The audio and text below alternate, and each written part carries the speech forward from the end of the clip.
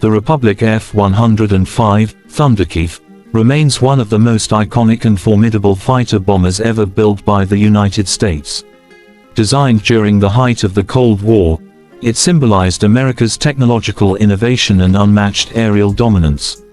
The F-105 was not just a jet, it was a statement of power, speed, and engineering brilliance that pushed the limits of aviation. Built primarily by Republic Aviation, this machine carried a unique blend of brute force and aerodynamic sophistication. It was the largest single-seat, single-engine combat aircraft in history, and its mission was to deliver nuclear weapons deep into enemy territory at supersonic speeds, a role it performed with pride and precision. Design philosophy and development. The Republic F-105 Thunderchief was born out of a military requirement in the early 1950s when the U.S. Air Force sought a supersonic fighter bomber capable of carrying nuclear ordnance over long distances. Republic Aviation, already renowned for aircraft like the P-47 Thunderbolt and F-84 Thunderjet, took on the challenge. The design process focused on a combination of speed, payload capacity, and durability. The result was a jet that could exceed Mach 2, carry up to 14,000 pounds of ordnance, and withstand the demanding conditions of both high-speed flight and combat zones. The aircraft's designers, led by Alexander Kartveli, emphasized a sleek aerodynamic profile that minimized drag while maximizing performance. The fuselage was carefully sculpted with an internal bomb bay, an uncommon feature for fighters of its time, allowing it to maintain aerodynamic efficiency even when carrying large weapons. Every inch of the Thunderchief was designed with purpose, from its sharply pointed nose to its swept-back wings, ensuring the aircraft could perform exceptionally at low altitudes and high speeds. The Thunderchief first flew on October 22, 1955, and officially entered service with the U.S. Air Force in 1958. Over the years, it underwent several upgrades, evolving into various variants such as the F-105D, all-weather fighter bomber, the F-105F, two-seat trainer and wild Weasel variant, and the F-105G, specialized in radar suppression missions. Exterior design. From the outside, the Republic F-105 Thunderchief exudes power and purpose. Its imposing length of 64 feet and wingspan of nearly 35 feet give it a sleek yet muscular presence. The jet was designed for supersonic speed and long-range missions, with a slender fuselage optimized for both aerodynamics and internal space. The surface of the jet featured a combination of aluminum and titanium alloys, chosen to handle the intense heat and pressure of supersonic flight. The nose section, long and tapered, housed advanced radar systems for navigation and bombing accuracy. The canopy design offered excellent visibility for the pilot while maintaining a smooth aerodynamic flow. The vertical tail fin was tall and sharply angled, stabilizing the jet at high speeds and during tight maneuvers. Its large ventral air intake below the cockpit efficiently fed air to the powerful engine, ensuring maximum thrust and stability. The Thunderchief's wings were mid-mounted and sharply swept at a 45-degree angle, allowing it to slice through the air at incredible speeds. These wings were not just aesthetic, they were the product of aerodynamic science. Their structure supported multiple hardpoints for external fuel tanks, missiles, and bombs, giving the aircraft its multi-role capability. The F-105 could carry an array of weapons, from nuclear bombs to conventional munitions, and still maintain stability during flight. The overall exterior design emphasized speed, survivability, and versatility. Every contour, panel, and rivet was calculated for performance. Even the landing gear was designed to absorb the shock of high-speed takeoffs and landings on short runways, a vital capability during wartime operations in Vietnam. Interior and cockpit design. Inside the cockpit, the Republic F-105 Thunderchief reflected the advanced avionics and instrumentation of its time. Designed for a single pilot, the cockpit layout prioritized efficiency, visibility, and control accessibility. The pilot sat in a high-mounted ejection seat that provided both safety and a commanding view of the surroundings. The bubble canopy allowed for a wide field of vision, essential for both combat and low-level navigation. The instrument panel was a blend of analog dials and early electronic systems, displaying information such as airspeed, altitude, radar readings, weapon status, and engine performance.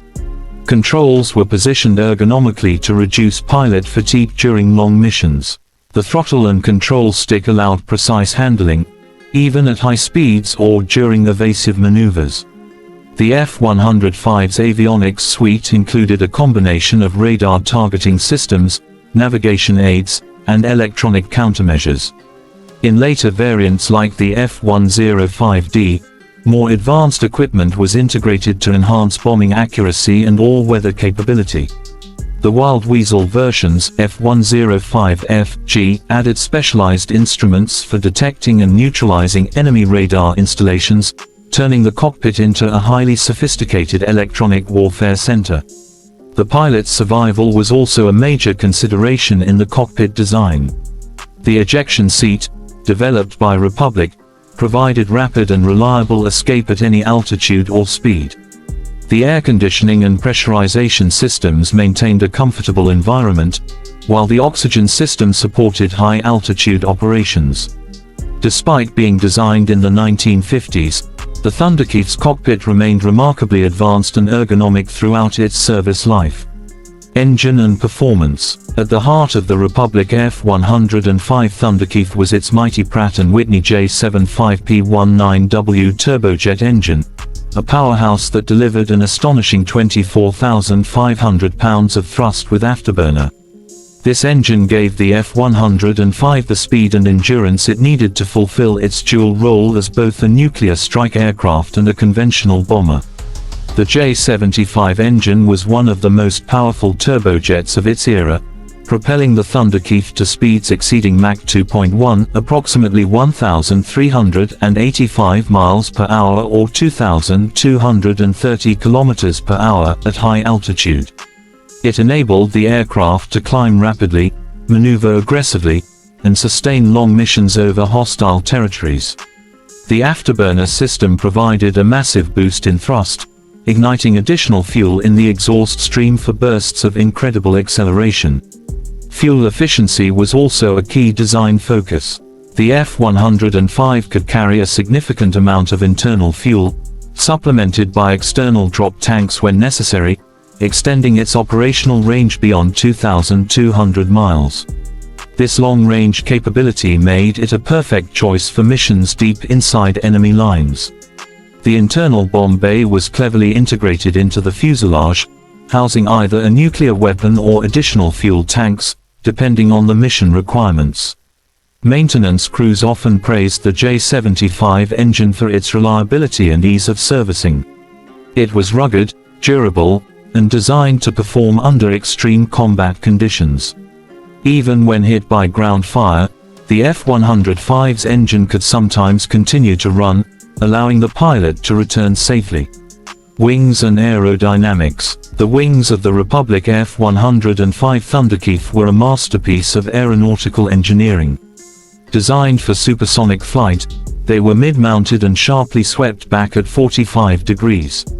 This configuration minimized drag and enhanced stability at high speeds, while maintaining maneuverability at lower speeds, a balance that few jets of the time could achieve.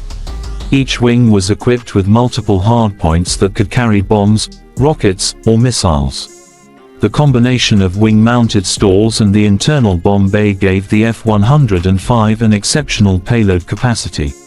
In fact, it could carry more ordnance than a World War II-era B-17 Flying Fortress bomber.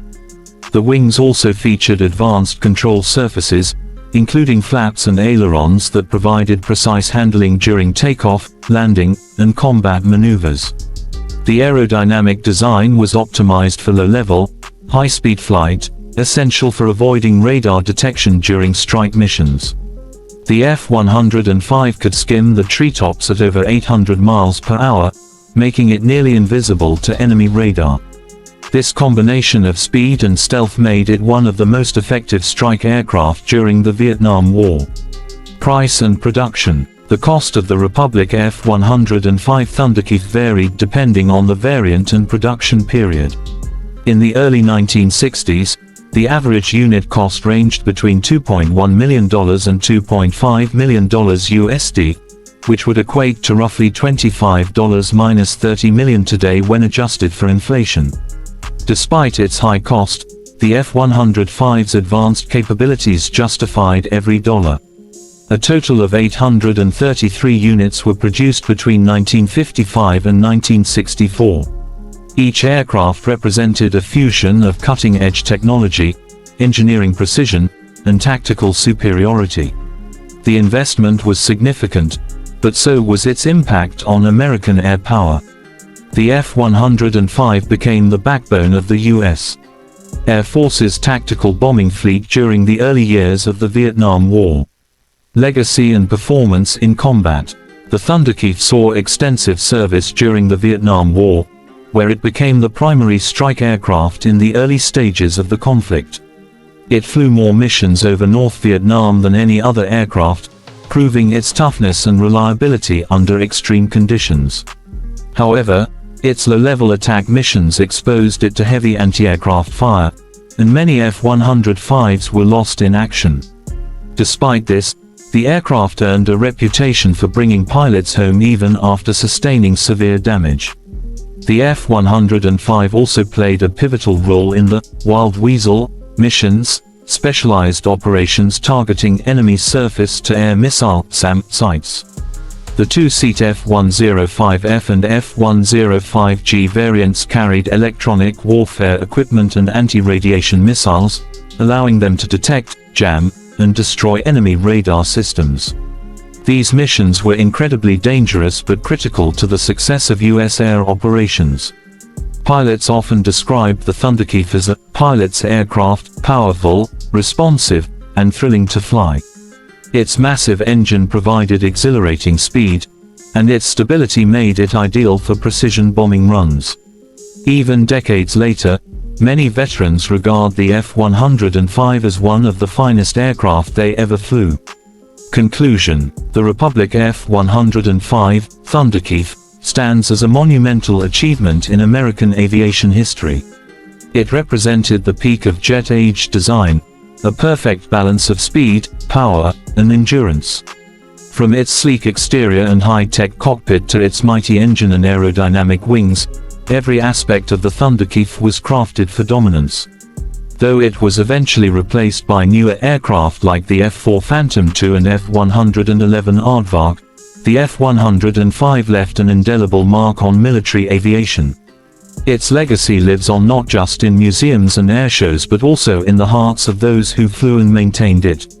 The Thunderchief's roar across the sky symbolized an era when courage and technology combined to push the limits of what was possible. Even today, decades after its retirement, the Republic F-105 Thunderchief remains a legend, a testament to the genius of American engineering and the bravery of the pilots who tamed its incredible power.